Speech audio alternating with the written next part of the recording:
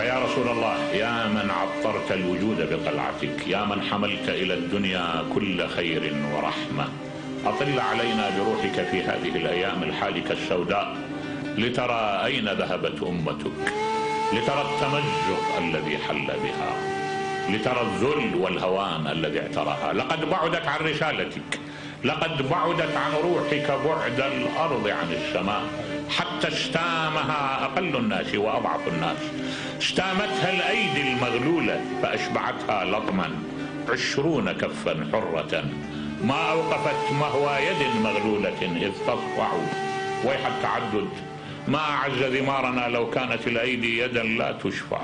الشوق تغرقه السروج، وإنه دون السروج لفارس يتطلع.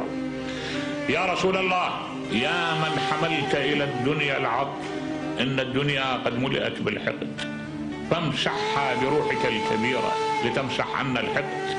يا رسول الله، إن الجدب الذي أصابنا بعد أن حملت لنا الخصب، ليت روحك تطل علينا لتمسح الدنيا بخصب من عطائك.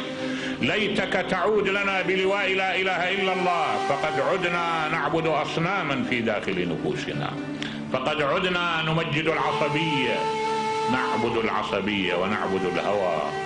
يا رسول الله، يا من أوطأتنا عروش كسرى وقيصر، ليتك تطل لترى أين انتهى بنا الأمر. أصبحنا موطئ الأقدام، أصبحنا عدنا كما كنا، عدنا إلى الذل، عدنا تفتك بنا مجموعة من اليهود.